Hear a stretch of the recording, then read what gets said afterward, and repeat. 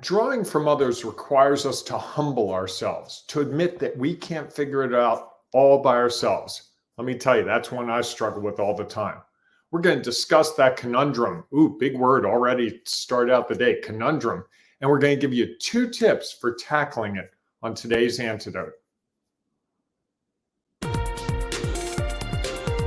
Stay tuned for today's Antidote, brought to you by the Renegade Success Network. Today's Antidote features a healthy dose of thought-provoking insights and information for business owners, entrepreneurs, leaders, and nonprofit professionals. Each day since March of 2020, this program has offered that one thing to help you continue on your own unique pathway to success. And now, Renegades, we bring you Bob Graham and Tom Brush. Let's get it rolling. I was trying to figure out words. I feel like there are words there. Here comes the show. We've got to go. Trying to change things up. No. Might have hit on it there. No, I'm just kidding. Welcome, everyone, to today's edition of today's Antidote. Oh, you did it. You did it. You used today twice. I know. I feel like I'm getting feedback from you. What's the feedback? My feedback is you shouldn't use today twice. Know that I can hear myself through your... I've done that on several programs. It's very annoying, isn't it? It's just interesting to hear. It's annoying because you're hearing yourself. Yeah. So you want me to talk while you figure it out? No, I think we're okay. We'll keep going. I'll be all right. Okay. All right. I can handle it, I think. Okay. So welcome, everyone, to our daily podcast and broadcast, where we will have a conversation around a topic. This week's topic is drawing from others. And today we're going to discuss why it's difficult. So as we go through that conversation, if you have thoughts or ideas that you would like to share to add to our program, please feel free to put them in the comments, because we love seeing your thoughts and ideas around it. And it usually has some great impact on what we're sharing with others. And it might be just what somebody else is looking for. So please feel free to share that in the comments. If you happen to be listening to the podcast, we know that this is not the opportunity to share comments. You can go to our Ring of Renegades Facebook group and share them there. And we would love, if you are listening to the podcast, to do 2 things. One, to share it with others who might find it really valuable. And the second is to rate our podcast so that others may find it and it might show up in their feeds or suggestions sooner. And how should they rate it, Bob? 5 stars. Excellent. All right, everyone, thanks. We hope that you will enjoy this edition. So the way we start every show, though, is with celebrations. So, Bob, what are you celebrating this morning? I'm celebrating children. So there are a couple of kids that I was very fond of that I got to be near for a number of years. And over the last couple of months, I haven't been near them at all. And their mother contacted me yesterday about something. And she said that the kids were still telling the jokes that I had told them years ago. And it was just a really heartening moment for me that they don't forget you. They carry on that spirit of you and what you brought to them. And so I celebrate that. So maybe they were drawing from you. Is that possible? And I was drawing from them. I was drawing the youthfulness, the fun. We had running jokes about hot dogs. And it was just our thing. And the funny thing is, I don't really like hot dogs, but my favorite food to them was hot dogs. Nothing like a good hot dog, though, sometimes in the summer. Yeah, right off I like the a grill. hot dog, don't get me wrong, but it's not my favorite food. Yeah, I wouldn't say it's not my favorite either, although there are those couple times a year when a hot dog looks really good. I like that. How about you?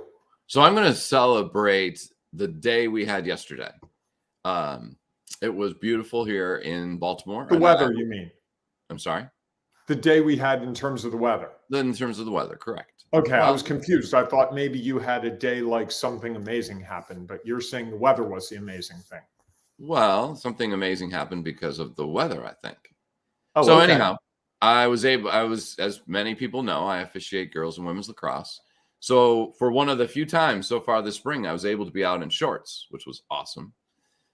So, and then I was like, my game got over, not early, but it was an earlier game. And so I got home and Liz and I went over and helped do some work with some horses that are nearby us that she enjoys. And I enjoy being a part of it. And it was a beautiful sunset. And we sat outside on our porch. So it was kind of like a really first spring day, nice spring day where I felt like there was the opportunity to take a pause and not feel like you're just going all the time, which has felt like a little bit. And to just sort of sit on the back porch and soak in the sun for a while was nice. And then to be outside and around in shorts is always much more enjoyable on the lacrosse field than being bundled up with 16 different layers. And like I was Saturday with hail, rain, and snow all in one game. So that's what I'm celebrating. Oh, nice. I had 4 meetings outside yesterday. I managed to make things happen outside as much as possible because it was breathtaking. Today's supposed to even be better. 79 degrees and sunny in the Baltimore area. Can't wait. We're going to have to play golf soon, Tom. I know. It's coming up. It's got to be on Although the it's list. supposed to get cool again next week. Crazy. That's okay. It is okay. So, Tom, we're going to do something a little different today. I don't know if you saw this. There was a big thing in Major League Baseball last night. It was late in the evening. I heard about it. Okay, so the Giants had the first woman ever on a baseball field in a uniform. She wasn't a player. She was the first base coach. Well, the first base coach got kicked out of the game. I'm sorry? There have been women in uniforms on a baseball field. There's tons, not who were actively participating in the game. They were on the sidelines as ball girls or other ball women or however you would define that.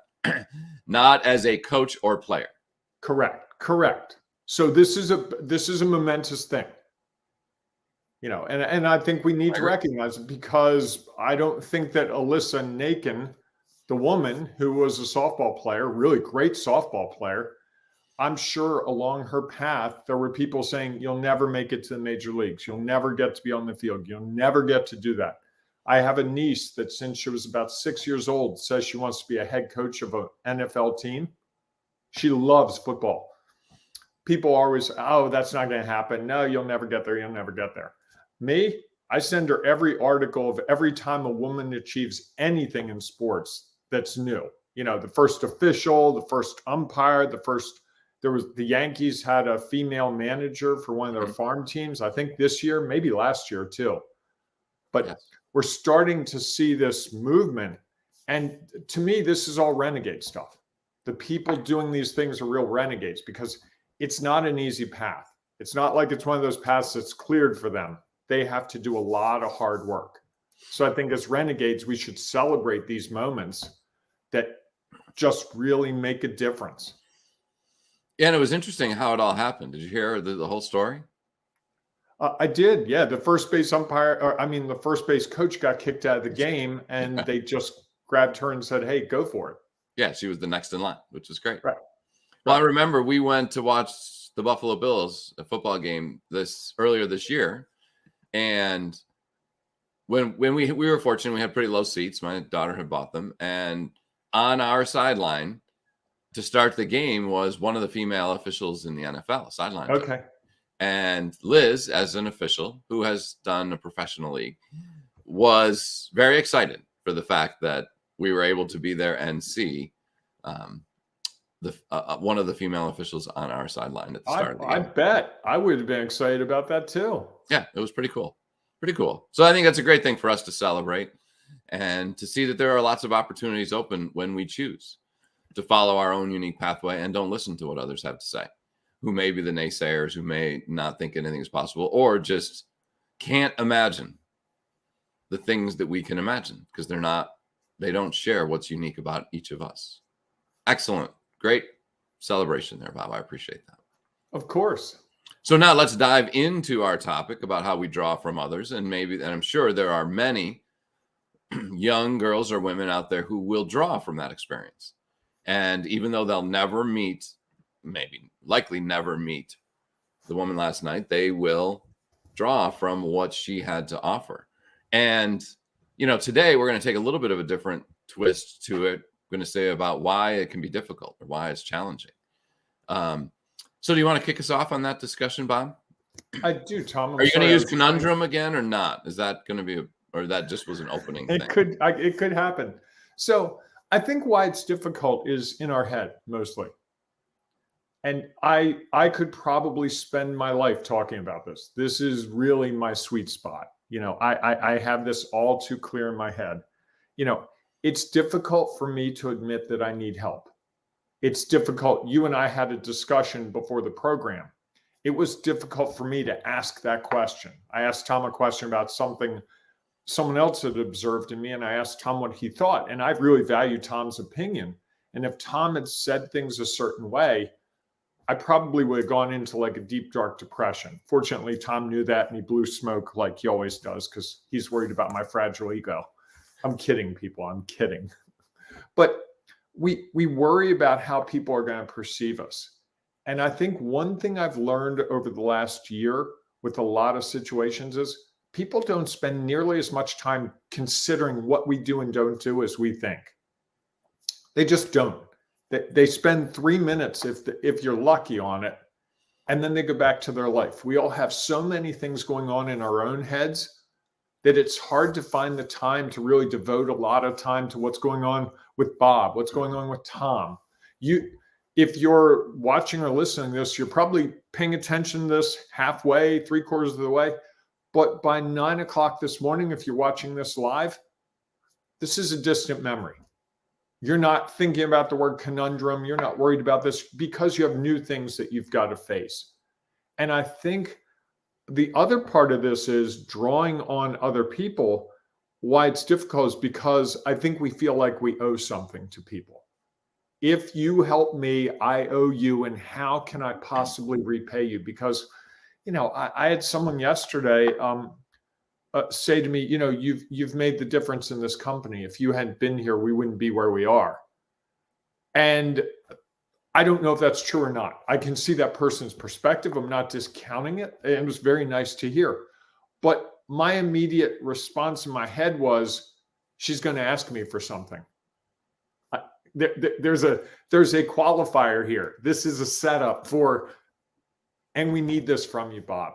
And I had to tell myself, like, this is so not what this is. This was a person being genuinely supportive and genuinely like, you've made a huge difference here. And I think it's a head game that we have to constantly battle. It's like, why wouldn't I ask for help? Why wouldn't I have asked you that question this morning? If I value your opinion and I asked you that question, and just so you know, because I've talked about it convolutedly, the question was, Tom, have you seen a difference in how I show up for working things because of some things going on in my life? And Tom answered honestly, and then he even gave me something else to chew on, but after asking my permission. But it's hard enough for me to do when I have a very close relationship with someone like you. It would be even harder to do that with someone who I don't have a close relationship. And so often when we're drawing on people's resources, on what others can offer us, we don't have a real close relationship. You're at the grocery store, and I've been at the grocery store and someone's got really cool shoes. I'm like, where'd you get those shoes? They're really cool. Like, oh, I went to a place, there's an outlet here. Oh, really? I love to outlet shop. That's fine. But if it's more personal stuff like, hey, I really like the way you handled that situation with the cashier. Walk me through that. That's harder. That's much more intimate. What do you think, Tom? Yeah, I would agree. I think there's lots of things that it's hard to sometimes really get the full picture on and want to do that. And what are the things that are going to challenge you? I think when I started thinking about that, because I had seen your introduction, I had a insight into what you were going to talk about, and I was thinking about it completely differently. Okay. So I was thinking about one of the reasons why I think it's difficult is there is so much out there. And how do you really identify what to draw on that will actually add the value that you need rather than just continue to take you in a variety of directions? And I know we talked yesterday about the value of all of it and how much it impacts you. And I think that the challenge is fighting through all of that you are gaining, that you're drawing from others, and really sifting through it to determine like which are the ones that really resonate with you and that are really going to be a part of what you're trying to accomplish.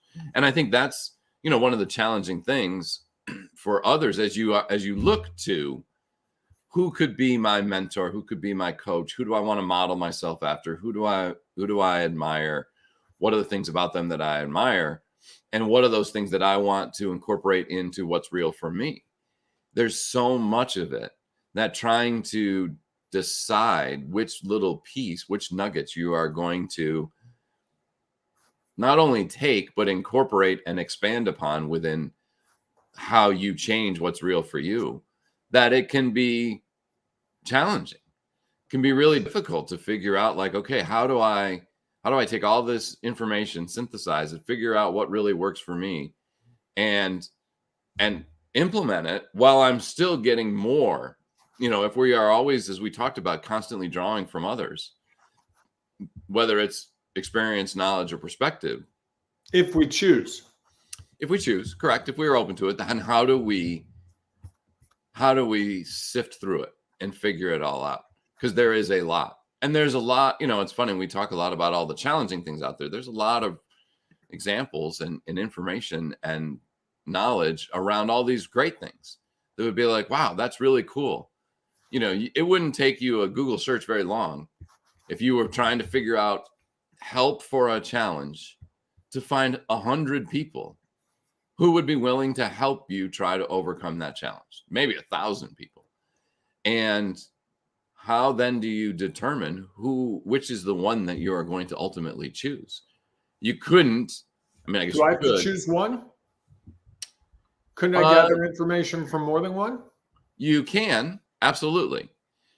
And at some point, there is probably one that you're going to say, this is the one that if I'm really in need, I'm going to go here, right? If we're dealing with a challenge, something we're stuck on or overwhelmed with, we typically, yes, we could ask a bunch of people and we would get some information.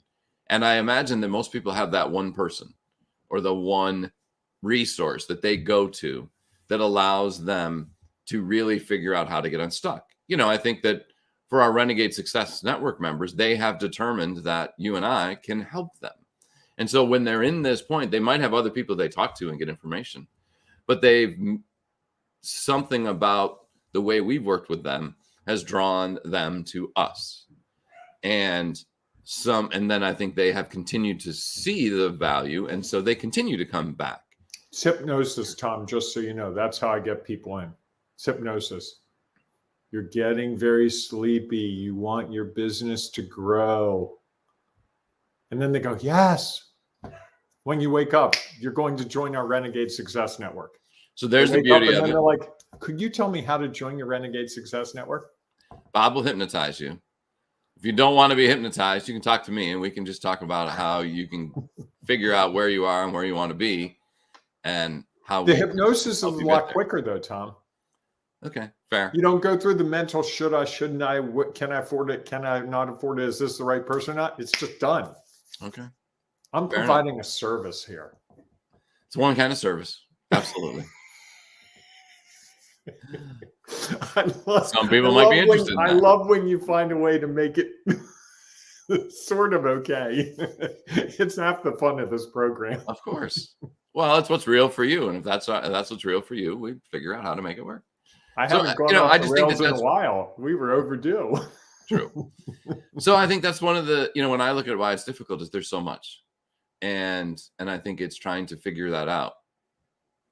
Because I believe that there's a lot of solutions out there. And it's just what's the one that is going to work most effectively for you. I think one of the things that we do, I think in many other places, people go and will ask for, and someone will tell them, I was going to say this is the solution.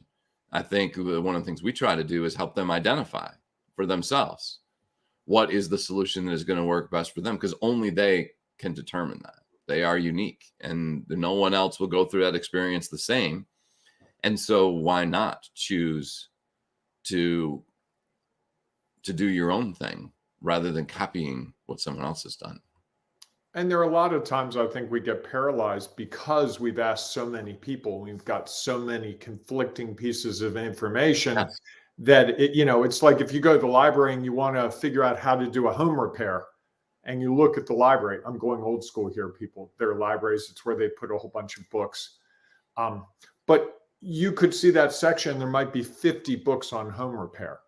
And it's overwhelming. It's like, which one? Do I take the Popular Mechanics one? Do I take the Good Housekeeping one? Do I take the one that's the Idiot's Guide to Home Repair? How do I choose? And I think we have that in our lives all the time, especially because we have so much information thrown at us. And if you show an interest for anything on any of the social media platforms, they send you more material about that topic.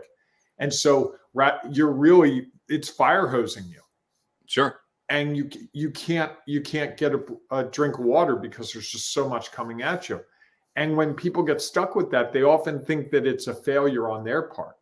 And that's one of the things I think that also makes it hard is I've got all this information. I'm totally confused. I'm just, you know what? I'm not going to make a decision. It's just easier not to, that way I can't be wrong.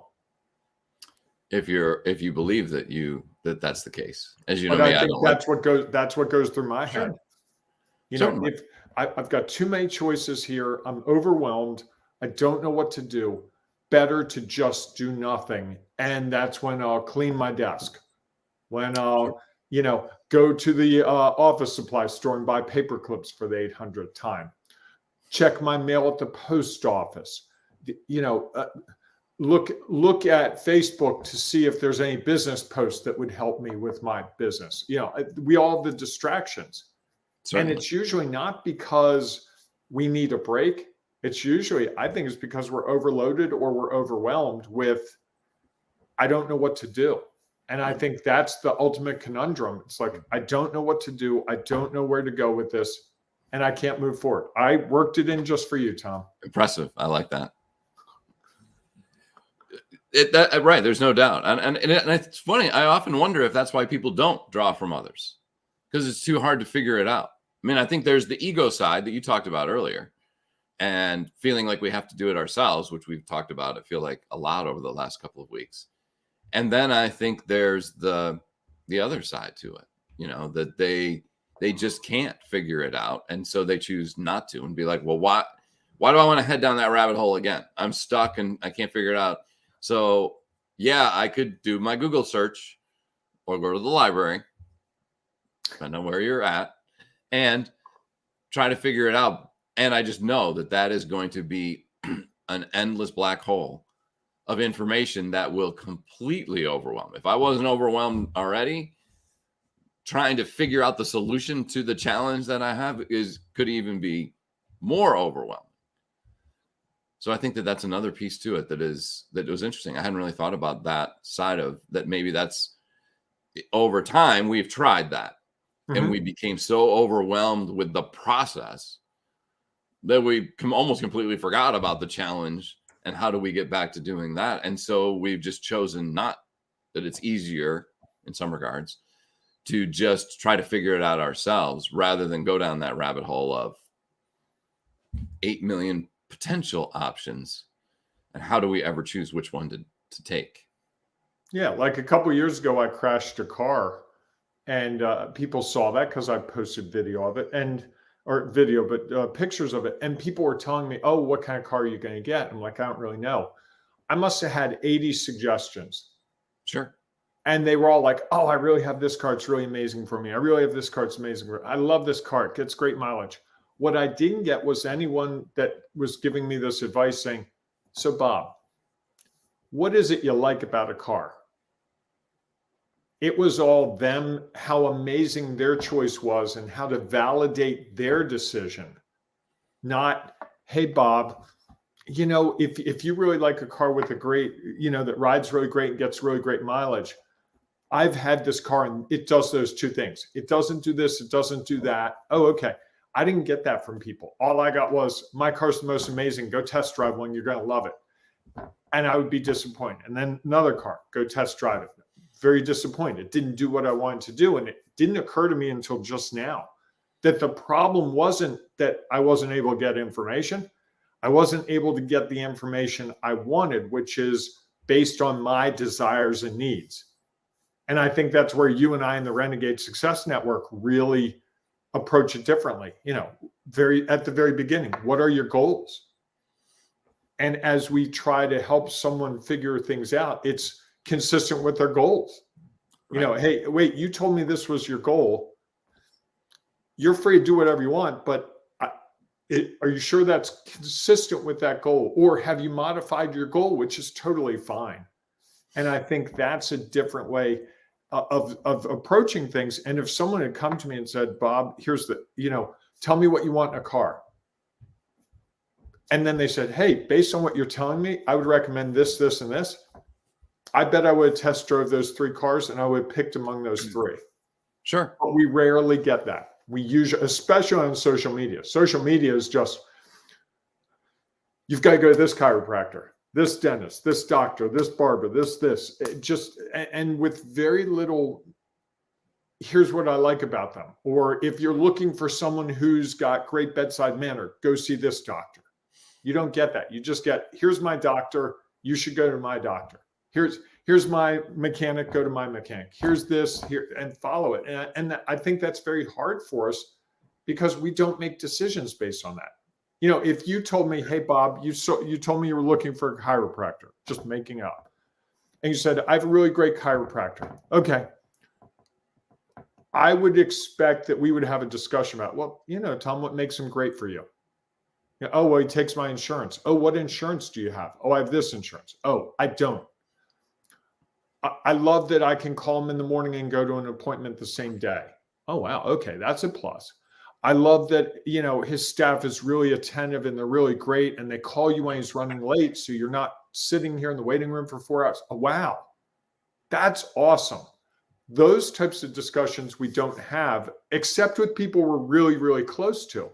And unfortunately, those people we're really, really close to don't always have the resources that we're looking for. Sure. Because they don't understand. Well, they may have them. They just haven't taken the time to consider what is based on your knowledge, experience, and perspective is it that you're really looking for. They're just offering what has worked for them. Correct. And I think so often that's a lot of the way we get feedback. I think I was talking about this, I talked about the proposal that I put in, and I think I shared on here, and I'm not 100% positive, that some of the feedback I got was that somebody already had a little bit of a plan. Yep. And I shared that that's just not the way I go about it. That would, in my mind, that would be that I know more about what's going on in the organization without even diving in and asking and getting some further details. And I think one of the things that I like about the way that we work with people is that it's really about them. Like, what are you looking for? What are you trying to accomplish? What's the goal? What's the end goal? Where are you trying to get to? Okay, great. If you want, I can share some thoughts, but I'm also interested in, like, where are you at? Do you, going back to your car example, do you prefer a stick shift or do you prefer a manual? Or sorry, an automatic or a manual? Oh, okay, great. Yeah. Kind of stacking the deck there, Tom. Right. Do you want a big car, small car? What? I think so often we are willing to share what we have, the resources we have. Are people willing, though, to wait to understand if what they're sharing is even anywhere close to what you need? I put in the chat, Tom, the link to the Renegade Success Network. If someone wants to learn more about it, we've talked about it a lot today and just wanted to give them that. It's not going to, you can go there, you can look at it, you can call us, you can email us, you can ask us questions. We'd be happy to explain to you what we're doing with it and how it might help you. And there are some people I talk to where it's like, you know what? You're welcome to consider it, but I'm not sure it would be a good fit for you because of whatever. And I know you're the same way, Tom. It's like, we're not trying to funnel everyone into one solution fits all, but if it's got some merit and some help for you, we'd be happy to talk to you about it. Yes, and we're making some modifications to it coming up. We are very soon. We'll have further information about what we are going to add to it, and we'll talk about more of that in the future. So, Bob, as we get close to the end of our show today, what's your one thing? You got me today. I got you yesterday, and you got me today. Hate that. I think it's that we we have the resources available probably. And because of whatever reason, we don't seek them out. And ultimately, that makes our path harder to go down. You know, if someone could tell me, if you keep walking down this path, you're going to hit water and you can't cross it.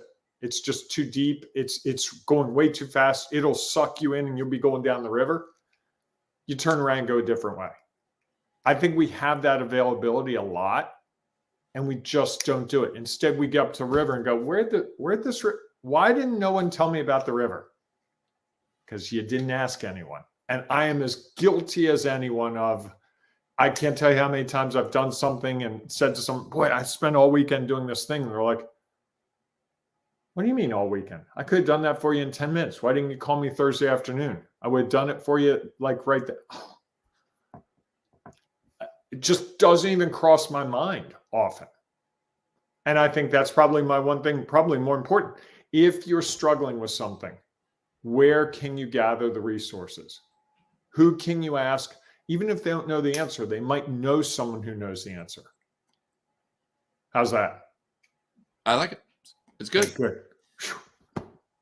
Were you worried that I was going to say something else?